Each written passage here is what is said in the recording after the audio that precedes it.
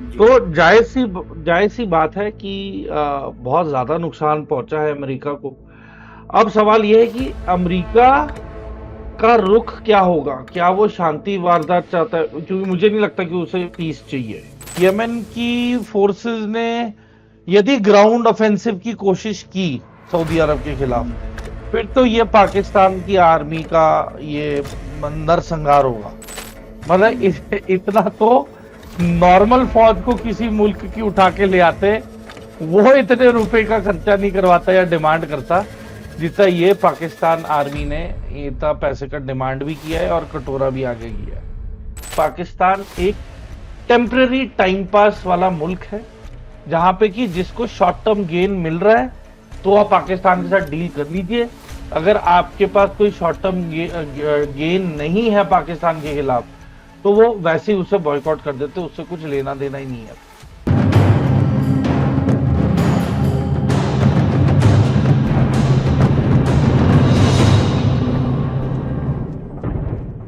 नमस्कार, वन क्षेत्र में आपका स्वागत है। मैं राव अवतार पांडे। अमेरिका और ईरान के बीच चल रहे युद्ध में एक नया अखाड़ा खुल गया है। यह अखाड़ा सऊदी अरेबिया और यमन के बीच में है। दरअसल सऊदी अरेबिया ने यमन में हुतीस पर हवाई हमले किए, वहीं हुतीस ने भी सऊदी अरेबिया पर मिसाइल दागे। इस नए अखाड़े ने कई सवाल खड़े कर दिए हैं। क्या सऊदी अरेबिया अब पूरे विवाद में डायरेक्ट इन्वॉल्व होगा? क्या पाकिस्तान सऊदी अरेबिया का साथ देगा, या ईरान के प्रॉक्सी माने जाने हुथे हुतीस के समर्थन में आकर ईरान की तरफ आएगा? पाकिस्तान अपनी घरेलू समस्याओं को देखते हुए इस युद्ध में शांति कराने का दावा करने के बाद अब इस नए अखाड़ों के किस रूप में दिखेगा? इन तमाम पहलुओं को आज रण क्षेत्र में हम समझेंगे, और इन तमाम पहलुओं को समझाने के लिए रण क्षेत्र में आज हमारे साथ मौजूद हैं मेजर समरपाल सिंह टूर। बहुत बहुत स्वागत है सर। Thank you. जय हिंद राम। और जय हिंद सर। सब बढ़िया कुछ सर। कुछ ज्यादा ही खिचड़ी बन चुकी है अभी बहुत ज्यादा मिडिल हो गई ईस्ट है में। सर। हाँ, मिडिल ईस्ट में भी कई फ्रंट खुल गए हैं अब तो। सर, मेरा सबसे पहला सवाल, ये जो नई घटना हुई है इसी से। सऊदी अरेबिया ने यमन में हुतीस पे हमला किया। हुतीस ने भी सऊदी अरेबिया पर मिसाइल दागे। तो क्या अब इस पूरे विवाद में सऊदी अरेबिया डायरेक्ट इन्वॉल्व हो रहा है? आप हैरान होंगे कि ये पूरे मसले को लेके सऊदी अरब पे सबसे ज्यादा इम्पैक्ट आएगा। क्योंकि देखिए, अगर हम इतिहास में जाएं तो हम्म, शाह ऑफ ईरान ने ईरान की तेल की कीमतें बिल्कुल क्यों गिरवा दी थी? ताकि हम्म, सऊदी अरब का कंपटीशन मार सके। आज की हम्म, तारीख में सिर्फ एक इकलौता मुल्क होगा जो कभी भी किसी भी हालत में ईरान को एक पीस डील होते हुए नहीं देख सकता, या फिर उनको हम्म, एक तरक्की करता हुआ ट्रेडिंग मुल्क नहीं देख सकता, वो है सऊदी अरब। हम्म, और ये अगर आप इतिहास में भी जाएं तो हमेशा शिया और सुन्नी का ही कंपटीशन हुआ है फॉर डोमिनेंस मिडिल ईस्ट में, जिसमें कि ओहो, हमेशा सऊदी अरब ने वेस्टर्न कंट्रीज का हाथ पकड़ा और हम्म, वेस्टर्न कंट्रीज का ही साथ दिया सऊदी अरब ने, जिसकी बदौलत उसे मिलिट्री प्रोटेक्शन इक्विपमेंट सब मिला। हम्म, पर सेफ्टी तो अब मुझे नहीं लगता कि रही है किसी की भी, क्योंकि जब से ओके, ड्रोन वॉरफेयर आया है, जो हम्म, क्लस्टर बॉम्ब्स ये गिरा रहे हैं इसराइल पे और हम्म, बाकी गल्फ कंट्रीज पे। और अगर देखा जाए तो कल बहरीन में इन्होंने अमेरिका के जो सैटेलाइट कम्युनिकेशन सेंटर है उस हम्म, तक को बर्बाद कर दिया है इन्होंने। हम्म, सऊदी अरब में प्रिंस सुल्तान एयरबेस पे इतना नुकसान किया है कि पार्किंग में ही खड़े खड़े एयरक्राफ्ट बर्बाद हो गए अमेरिका के। जी, तो जायज सी बात है कि बहुत ज्यादा नुकसान पहुंचा है अमेरिका को। अब सवाल यह है कि अमेरिका का रुख क्या होगा? क्या वो शांति वारदात चाहता है? क्योंकि मुझे नहीं लगता कि उसे पीस चाहिए। ठीक है, हम्म, और मैं आपको बता रहा हूं, अमेरिका हमेशा फेजेस में लड़ाई लड़ता है। तो हम्म, पहला फेज था कि आप उनकी बेसिक आर्मी और मिलिट्री फाइटिंग कैपेबिलिटी को इफेक्ट करो, उसे बर्बाद करो। वो इन्होंने किया। अब इन्होंने की इंस्टॉलेशन वाले ब्रिजेस, कनेक्टिविटी वाले ब्रिजेस, रूट्स, रेलवे लाइन भी उड़ा दी, जो ये इस्तेमाल कर रहे थे तुर्कमेनिस्तान से चीन ले जाने के लिए सामान और हथियार। तो वो वाली रेलवे लाइन भी डैमेज कर दी है अमेरिका ने। तो मैं वही कह रहा हूं कि अब धीरे धीरे अमेरिका इनके हवाई अड्डों को बर्बाद करेगा, जो इनके रनवेज हैं। एक बार इनके रनवेज बर्बाद हो गए, इनके पास सारी की सारी राहत मिलना बहुत मुश्किल होगा। या तो रशिया, चाइना, उत्तर कोरिया, मतलब उत्तर कोरिया भी अगर कोई भी चीज भिजवाना चाहता है तो वो रूस या फिर चीन की हवाई जहाजों के थ्रू ही भिजवा पा रहा है। ऐसे नहीं कि वो खुद अपने कोई एयरक्राफ्ट यूज कर रहे हैं। तो उत्तर कोरिया सबसे ज्यादा उतावला है इनको मदद करने के लिए, ईरान को। और अभी तो लड़ाई फैलेगी। एक है जीसीसी, गल्फ कोऑपरेशन कंट्रीज, उसके अंदर ये जितनी भी कंट्रीज हैं जो अमेरिका की एलाइज हैं, ये इंक्लूड होती हैं। तो अभी इन सब पे हमले हुए हैं, इन सब के तेल के जो मेन बिजनेसेस हैं उनकी बर्बादी हुई है। अब इनकी भी इकोनॉमी पे फर्क पड़ रहा है, इनकी भी इकोनॉमी इस पे प्रेशर आ रहा है। तो मुद्दे की बात यह है कि अब इसको काउंटर करने के लिए बाकी सारे ये जो जीसीसी कंट्रीज हैं, इनके लिए प्रॉब्लम क्रिएट करने के लिए अब यमन रोकेगा इजराइल वाला ट्रेडिंग रूट। ओके। और हाँ, तो स्ट्रेट ऑफ अल मंडाब जो था, तो बाबल मंदेब। हाँ हाँ, बाबल अच्छा। मंदेब, तो वो तो जी। बाबल मंदेब पे अब कष्ट आने वाला है। गल्फ ऑफ एडन में कष्ट आने वाला है। सोमालिया में जितने भी पायरेट्स हैं वो अपनी अलीजियंस स्वेयर करेंगे यमन के साथ, और ये सारे एक यमन की एक प्रॉक्सी आर्मी बनके, जिबूती हो गया है ना, और बाकी जो अन्य मुल्क सटे हुए हैं अफ्रीका के, सोमालिया हो गया, ये सारे के सारे जो फाइटिंग फैक्शंस हैं ये फिर यमन की तरफ से लड़ाई लड़ेंगी। और ये वेस्टर्न कंट्रीज, मेनली अमेरिका के लिए प्रॉब्लम क्रिएट करने वाले हैं। जी, हाँ स्ट्रेट जी। ऑफ हॉर्मुज जो ब्लॉक हुआ उसकी वजह से ऑयल मार्केट इतना डिस्टर्ब हुआ। अगर बाब अल मंदेब जो स्टेट है जहां से सऊदी अरेबिया का अभी भी ऊपर जाके स्वेज कैनाल से उनका व्यापार चलता है, या उसके थ्रू वो बाकी देशों में भी जानते हैं, अगर वो भी चौक होता है तो ऑयल प्राइसेस या यूं कहीं दुनिया का जो रिसोर्सेज वाला ये तो बुरी तरह प्रभावित होगा। बिल्कुल बिल्कुल। अब सवाल उठता है कि जो सऊदी अरेबिया और पाकिस्तान के बीच में डिफेंस पैक्ट हुआ था, जिसमें जब ये डिफेंस पैक्ट हुआ था तो पाकिस्तानियों ने बहुत ही शोर शराबे के साथ ये बात कही थी कि सऊदी पे हमला यानी पाकिस्तान पर हमला, और पाकिस्तान पर हमला यानी सऊदी पर हमला। अब तो सऊदी पर हमला हो गया है, तो क्या पाकिस्तान की फौज सऊदी अरेबिया की मदद करेगी या आदतन फिर से ये पलटी मारेंगे? देखें, जो अगर तो सऊदी अरब युद्ध पे गया ईरान के खिलाफ, तो जायज सी बात है कि डायरेक्ट हमला फिर हूती जो हैं यमन में बैठे वो डायरेक्ट हमला करेंगे सऊदी अरब के ऊपर। उसको फिर काउंटर करने के लिए इन्होंने जो भाड़े की फौज लेके बैठे हुए हैं वहां पाकिस्तान की आर्मी, फिर ये भाड़े की फौज लड़ाई लड़ेगी। तो जो जान माल का नुकसान पाकिस्तान आर्मी का होगा, सऊदी अरब की आर्मी का होगा पर बहुत कम होगा, क्योंकि वो काफी हद तक इंटीरियर में है, इंटीरियर ऑफ सऊदी अरेबिया। पर जो सबसे ज्यादा तादाद बॉर्डर पे है सऊदी अरेबिया के यमन के खिलाफ, वो है पाकिस्तान आर्मी। तो ये भी एक हो सकता है व्यू की, देखिए इन्होंने भेजे तो सभी सुन्नी हैं, इन्होंने सभी सुन्नी पॉपुलेशन के भेजे अपने जवान और अफसर।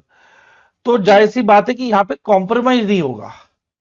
हालांकि अगर वो कोई शिया एलिमेंट भेजते तो डिफेक्शन होने की संभावना होती, कि पाकिस्तान आर्मी के शिया एलिमेंट ने यमन के फाइटरों के साथ हाथ जोड़ लिया है ना, या उनकी साइड ले लिया और सऊदी अरब के खिलाफ हो गया। तो ऐसी नौबत ना आए इसलिए एक तो पाकिस्तान ने सिर्फ सुन्नी सोल्जर सेलेक्ट करके भेजे इससे। जी। ऊपर से इनकी 25 मैकेनाइज्ड डिवीजन है वहां पे, और लगभग इनके वहां पे अभी कहा जा रहा है कि 10 से 15 हजार ट्रूप्स हैं। और ये पूरा का पूरा सऊदी अरब और यमन का बॉर्डर इन्होंने हैंडल किया हुआ है, उधर डिप्लॉय हो चुके हैं ये। तो वही है कि अगर तो यमन की फोर्सेस ने यदि ग्राउंड ऑफेंसिव की कोशिश की सऊदी अरब के खिलाफ, हम्म, फिर तो ये पाकिस्तान की आर्मी का ये नरसंहार होगा, फिर ये नहीं बचे जाएंगे। ऊपर से जिस तरीके से ड्रोन्स हैं यमन के हम्म, पास भी, ईरान के दिए हुए, हुतीस के पास भी। तो हाँ, तो जाहिर सी बात है कि कैजुअलिटीज तो होना तय है पाकिस्तान मिलिट्री के लिए। यहाँ पे एक विरोधाभास वाला सिचुएशन है, क्योंकि पाकिस्तान की सरकार ने जो हुतीज ने सऊदी अरेबिया पर हमला किया उसको क्रिटिसाइज किया, ठीक है, और इसको पाकिस्तान के तमाम अखबारों ने बड़ी प्रमुखता से छापा है। लेकिन ये हुतीज जो है ईरान के बैक ऑर्गेनाइजेशन है, उनकी प्रॉक्सी के तौर पे काम करती है। तो किया पाकिस्तान है। जाएगा किस तरफ? हाँ, पाकिस्तान की जाएगा किस तरफ? सऊदी अरेबिया की तरफ, या फिर से ईरान जिन्हें अपना भाई कहता है उन्हें धोखा? किसी एक को तो ये धोखा देगा सर। आपको ये क्या वहां लगता है? जाता है जो इसके कटोरे में ज्यादा चवन्नियां डालता है। ईमान तो धर्म जाहिर की सी कोई बात बात है, नहीं है। नहीं, ये सऊदी अरब के पास ही जाएगा, चाहे जो मर्जी हो जाए। इसको पता है कि चीन को धोखा देने के बाद सिर्फ सऊदी अरब बचा है जिसने इसकी इज्जत बचानी है, या फिर इसके फटे हुए कपड़े पे जो टांके और रफू वाले जो कारीगरी है वो सऊदी अरब के पैसे से ही होगी। वरना इनकी कोई औकात नहीं, इनकी कोई हालत नहीं कि ये अपनी इकोनॉमी पे खुद निर्भर रहें या इंडिपेंडेंट हो।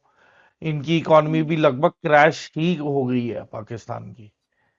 तो हम्म, ये बहुत बड़े स्तर पे, पहले इन्होंने $3 बिलियन लेके यूएई का कर्जा उतारा, अब चीन का हम्म, कर्जा उतारने के लिए $10 बिलियन की इन्होंने फिर से गुहार लगाई है। तो हम्म, ये जो डिफेंस पैक्ट है सऊदी अरब को, तो ये 13 बिलियन का पड़ जाएगा हम्म, कि कुछ हुआ भी नहीं हरकत। और उससे पहले ही सऊदी अरब को पेमेंट कर, तो पहले तो $3 बिलियन की तो कर चुका है जो सीधा हम्म, यूएई को पेमेंट की इन्होंने। तो वो, और हम्म, फिर अब चीन के $10 बिलियन वापस करने हैं सीपेक के प्रोजेक्ट्स को लेके। तो वो हम्म, डिपेंड करता है कि वो कब और कैसे सऊदी अरब इनको पैसे देगा, अगर देगा हम्म, तो। और ये सऊदी अरब के लिए किस तरीके से उसकी मदद करने में माहिर होंगे या वैल्यू एडिशन दिखाएंगे, वो तो सब वक्त ही बताएगा। सही बात है। सर, आपने चीन की बात कही और पैसों की बात कही, तो यहाँ पे एक सवाल और बन जाता है कि हाल ही में चीन ने, जिसे ये ऑल वेदर फ्रेंड कहते हैं, उसने इनके पावर प्रोजेक्ट का जो बिल था उसको वेव ऑफ करने से मना कर दिया। यानी उन्होंने कहा कि भाई पैसे आपको देने पड़ेंगे। फिर ये गए हैं सऊदी अरेबिया के पास 10 बिलियन मांगने, जैसे कि अब आपने भी बताया। तो क्या सऊदी अरेबिया इन्हें फिर से पैसे देगा? और क्या ये संभव लगता है कि जिस स्थिति में अभी सऊदी अरेबिया है, जंग में घिरा पड़ा है, या जिस तरह से अभी उसकी ऑयल मार्केट, जो उसका ऑयल इंफ्रास्ट्रक्चर था रिफाइनरीज का, सब प्रभावित हुई है, पाकिस्तान को वो पैसे देगा?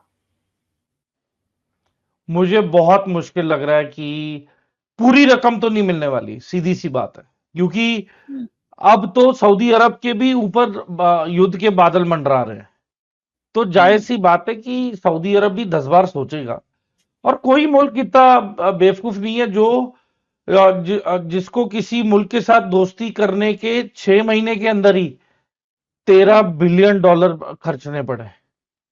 मतलब हम्म, इतना तो नॉर्मल फौज को किसी मुल्क की उठा के ले आते, वो इतने रुपए का खर्चा नहीं करवाता या डिमांड करता जितना ये पाकिस्तान आर्मी ने इतना पैसे का डिमांड भी किया है और कटोरा भी आगे किया है। हम्म, पाकिस्तान, मैं आपको सही बातों में बताऊं तो, जी, सिर्फ इसलिए कि वो एक मुसलमान मुल्क है तभी उसको हम्म, थोड़ी सी तवज्जो और अटेंशन दी जा रही है।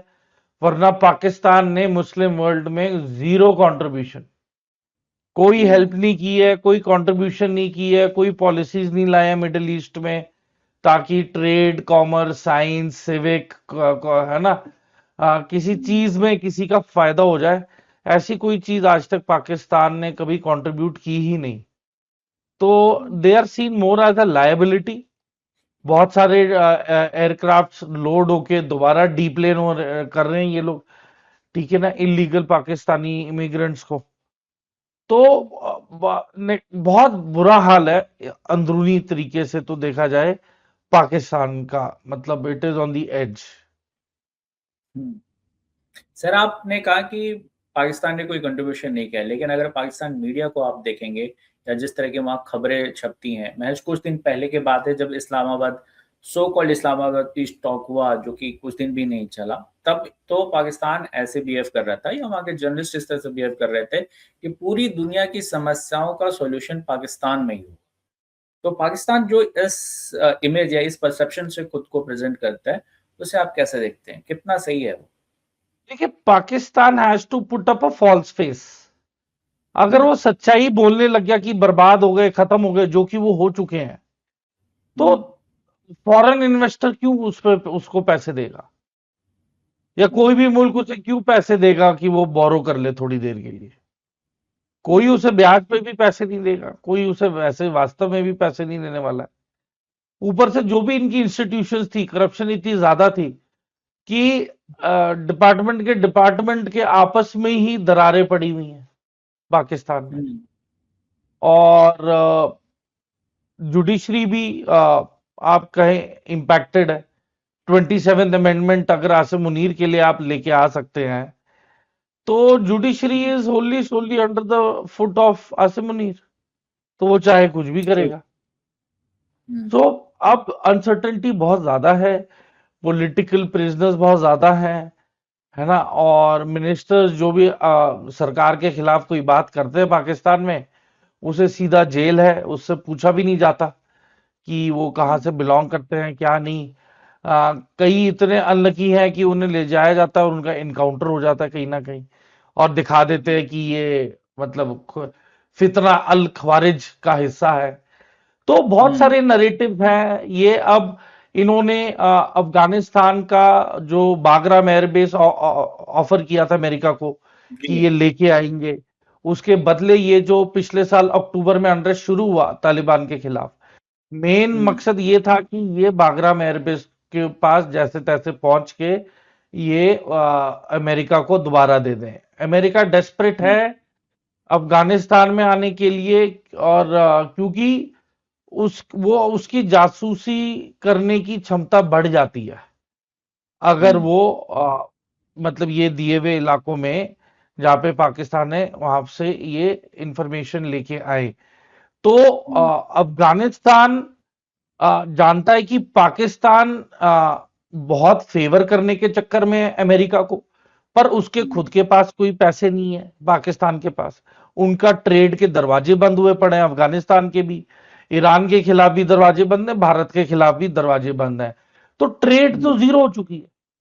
तो जो कराची स्टॉक एक्सचेंज है, तो मैं एक और सवाल करना चाहता हूँ कि ये कराची स्टॉक एक्सचेंज किसका ये दिखाता है, जो सेंसेक्स है इनका आपस में इंटरनल ट्रेडिंग, कि ये आतंकी तंजीम ने इतने स्टॉक मार्केट में शेयर्स खरीद लिए, है ना, लश्कर तैयबा ने इतने स्टॉक मार्केट में इतने शेयर बेच दिए। किसने खरीदे? PAFF ने। फिर PAFF से किसने खरीदे? वो बोलेंगे जैसे मोहम्मद ने भी अपने स्टॉक एक्सचेंज में इन्वेस्ट कर रहे हैं। तो ये जो पूरा इनका टेरर इंफ्रास्ट्रक्चर है, इस पे अभी FATF के ऊपर भी तो इनका लिस्ट पे नाम आने की बात हो रही है। तो आप जहां मर्जी ले जाओ आप राम, कोई भी सवाल पूछो, या तो पैसे से कनेक्टेड है तो FATF, ठीक है, किसी की भलाई के लिए रिलेटेड है तो वो एक मजाक बन चुका है, क्योंकि हमें पता है कि POJK में कैसे प्रोटेस्ट हो रहे हैं, बलूचिस्तान इन पे कैसे हमले कर रहा है, ठीक है। तो ये ऑन दी एज है, इनकी कैजुअलिटी जितनी ज्यादा हो रही है, इनके फौज का मोराल इतना डाउन है, ठीक है। फिर 27th अमेंडमेंट खुद के लिए बनाई, फिर पाकिस्तान की आर्मी का बजट भी खुद के लिए बढ़ाया। इन्होंने अपना एक्चुअल बजट को एक हफ्ता पोस्टपोन किया। 25% इन्होंने अपनी सबने खुद की तनख्वाहें बढ़ा दी हैं। तो इमरान खान यही तो बोल रहे थे, जो एक वीडियो में हमने दिखाया था कि पहले कौन टूटेगा जब इकोनॉमी वीक होगी? फौज। और उसका उभरता हुआ एग्जाम्पल यह है कि इन्होंने जो एक हफ्ता बजट को डिले करवाया ताकि खुद की तनख्वाहें ये 25% बढ़ा दें। तो बेसिकली सही बात। पाकिस्तान की इकोनॉमी 25% डेट में और जा चुकी है। हम्म। सर, आपने फौज की बात कही तो मैं एक खबर अभी बहुत तेजी से पाकिस्तान में वायरल हो रहा है और इंडिया में भी ये खबर आने लग गई है कि पाकिस्तान में अब पाकिस्तान की फौज के खिलाफ जो पॉलिटिकल लीडर्स हैं वो अब ओपनली बोलने लग गए हैं। यहाँ तक कि फजलुर रहमान जो है, मौलाना फजलुर रहमान, उन्होंने तो यहाँ तक कह दिया कि आप अपनी यूनिफॉर्म उतारिए और पॉलिटिक्स कीजिए अगर आपको पॉलिटिक्स ही करना है। तो अब जो पाकिस्तान में पॉलिटिशियंस भी आर्मी के खिलाफ बोलने लग गए हैं, ये कितना गंभीर है? देखिए, अगर तो अ, डीजल बाबा ने ये बात बोली है, जी, फजलुर डीजल बाबा भी रहमान को कहते है ना, तो डीजल बाबा बोलते हैं। तो अगर डीजल बाबा की गाड़ी अगर झटके खाने लग गई है, तो हैं। और वो भी अब आसिम मुनीर को सुना रहा है खरी खोटी, तो अब बचा क्या है? ये तो रेडिकल्स है। ये हम्म। तो रेडिकल लीडर हो गए जो अब बोलने लग गए हैं। बाकियों को तो हम्म। इन्होंने हाउस अरेस्ट कर दिया, झूठे मुकदमे डाल दिए, डरा के भगा दिया लोगों को दाएं बाएं। आज भी जनता ऑपोजिशन पार्टीज की अंडरग्राउंड रह रही है इनके खौफ से। ठीक है, तो पाकिस्तान आर्मी की कोई रेलेवेंस नहीं बची है। वो हम्म। एक्चुअली अब एक प्राइवेटाइज्ड मिलिट्री कॉन्ट्रैक्टर्स एक कंपनी बन चुकी है, जहां पे कि ये इकट्ठा होके किसी मुल्क के लिए पैसे के दम पे जरूर लड़ सकते हैं थोड़ा बहुत, but hmm. As for the nation बहुत बुरा हाल है पाकिस्तान आर्मी का। Hmm. It is in sir, shamble. इसी वीडियो में एक और बहुत ही महत्वपूर्ण बात मैंने ऑब्जर्व की। वो ये कहा कि डीजल बाबा का कहना है कि इनको आर्मी ने कहा कि अपने लश्कर तैयार कीजिए और फाइट कीजिए। तो ये कह रहे हैं भाई फौज किस लिए है? तो अब तो इनके पॉलिटिशियंस भी कह रहे हैं ना कि फौज ही लश्कर तैयार कर रही है, या आज भी वो लश्कर तैयार करने की बात कह रही है। तो इन्हें पता लग गया है ना। इनकी हम्म। पोल तब खुली पाकिस्तान आर्मी की जब ऑपरेशन सिंदूर में ये एक भी वीडियो नहीं प्रोड्यूस कर सके कि भारत को कितना नुकसान पहुंचाया है इन्होंने। जी। ये ना, इन्होंने नरेटिव बनने के लिए भी तो कहीं ना कहीं कुछ तो वीडियो चाहिए। अब हमें हाँ, हमें कुछ क्यों तो फायदा विजुअल हो रहा है? चाहिए। हाँ, हम्म। तो हमें क्यों फायदा हो रहा है कि पाकिस्तानी अवाम ने ही हमारे लिए सबूत इकट्ठे कर करके वो नूर खान बेस पे हमला हो रहा है। फिर कोई बोल रहा है कि बार बार थोड़ी थोड़ी देर बाद मिसाइलें आके गिर रही हैं अलग अलग, है ना, भोलारी एयरबेस पे। तो इनके ही लोगों ने आपस में ही डिस्क्लोज किया है कि ये औकात है पाकिस्तान मिलिट्री की और पाकिस्तान मिलिट्री एयर डिफेंस की, कि ये इतने बेबस थे कि ये किसी की सुरक्षा नहीं कर सके, ना खुद की, ना अपने सिपाहियों की, ना ये आतंकी तंजीमों की, ना मरकज जिन पे हमने 13 मरकज जिन पे हमने बम गिराए, वो भी नष्ट नाबूद हो गए काफी सारे मरकज। और जो इनके एयरबेसेस थे वो भी हमने बर्बाद कर दिए। तो इन्हीं के ही विजुअल्स बाहर पब्लिक हुए हैं। इंडिया में अगर कुछ जी, नुकसान होता तो कहीं ना कहीं तो आउट हो जाती बात। ये तो बात सही पॉसिबल ही बात है। नहीं है कि इंडिया में कुछ हो तो बाहर बाहर बात ना आए। ठीक है, तो that hmm. Is like in disbelief कि यार ये कैसे हो गया। ऊपर से वी आर प्योर डेमोक्रेसी, तो यहां पे कोई जी। बात छुपाई भी नहीं जाती। It is not possible to hide anything. ठीक है। हाँ, हम्म। जहां तक पाकिस्तान दावा करता है कि फाइटर जेट गिराए हैं, ठीक है भाई, गिराए होंगे, वेरी गुड। पर कितने गिराए हैं, कौन से गिराए हैं, कब गिराए हैं, किधर किधर गिराए हैं, भाई ये तो हमें भी नहीं पता। तो हम्म। जो आर्मी चीज गोपनीय रखना चाहती है वो गोपनीय रहती है। और जो फॉर पब्लिक डोमेन है वो पब्लिक डोमेन में तो पाकिस्तान की पब्लिक ने खुद ही बता दिया है कि ये देखें, सही ये बात। इधर ब्रह्मोस आके गिर रही है। फिर है ना, इनके जो किराना हिल्स है वहां पे आके गिरी, नूर खान एयरबेस पे आके गिरी, जहां पे कि कहा जाता है कि अमेरिकन डिप्लॉयमेंट है। द अमेरिकन आर जी। Holding the button to the nuclear missiles at Nur Khan base. कहते बहुत ही क्रिटिकल एयरबेस है। तो सारे एयरबेसेस पे तो हमने इनके हमले करके एयर स्ट्रिप बर्बाद कर दी है। तो तब इन आतंकी गुटों को पता लगा कि ये बेवकूफ, ये चूरन खिला रहे थे इतनी देर तक कि ये कर देंगे वो कर देंगे। अब इन्हें अकल आ रही है कि 71 की लड़ाई भी हारे, 93,000 prisoner of war, the highest ever recorded in any history of war.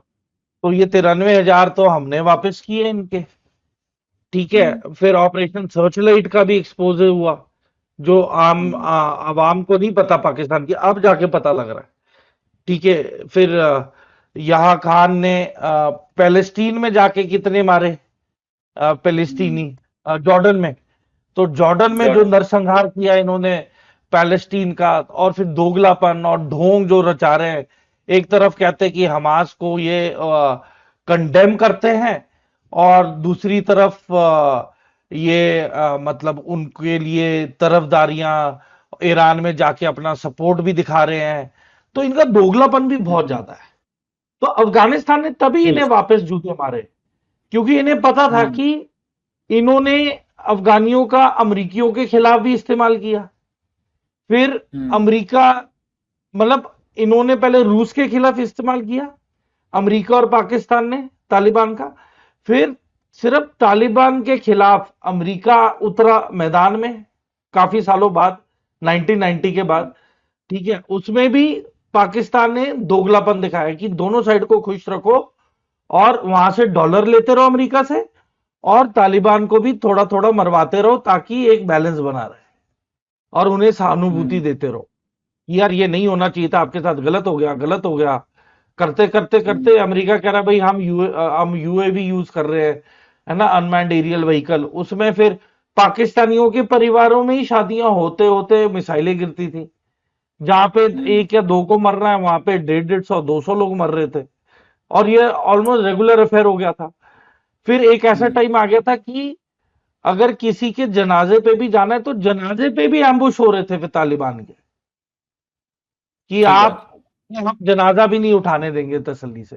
तो एवरीबडी नोज कि पाकिस्तान की आईएसआई कब कब कहां कहां दोस्ती के रूप से दुश्मन का रूप ले लेती है, और फिर दुश्मन के रूप के तुरंत बाद ये दोबारा वार्तालाप करते करते दोबारा अपने आप अनडिक्लेयर्ड दोस्त बन जाता है। तो इनका कोई माई बाप नहीं है, इनके कोई असूल नहीं है, इनकी कोई डिप्लोमेसी इतनी स्ट्रांग नहीं है। क्यों? क्योंकि इनकी बोली हुई बात में दम नहीं है, ये अपनी दीवी जुबान पे नहीं खड़े रहते। तो इसलिए सबको पता लग गया कि पाकिस्तान एक टेम्पररी टाइम पास वाला मुल्क है, जहां पे कि जिसको शॉर्ट टर्म गेन मिल रहा है तो आप पाकिस्तान के साथ डील कर लीजिए। अगर आपके पास कोई शॉर्ट टर्म गेन नहीं है पाकिस्तान के खिलाफ, तो वो वैसे ही उसे बॉयकॉट कर देते, उससे कुछ लेना देना ही नहीं है। ठीक है, बात है। बहुत बहुत शुक्रिया सर तमाम पहलुओं को समझाने के लिए। आपको ये वीडियो कैसी लगी कमेंट बॉक्स में जरूर बताएं। इसके साथ ही इस वीडियो को लाइक और शेयर करना बिल्कुल ना भूलें। धन्यवाद। जय हिंद। जय हिंद सर।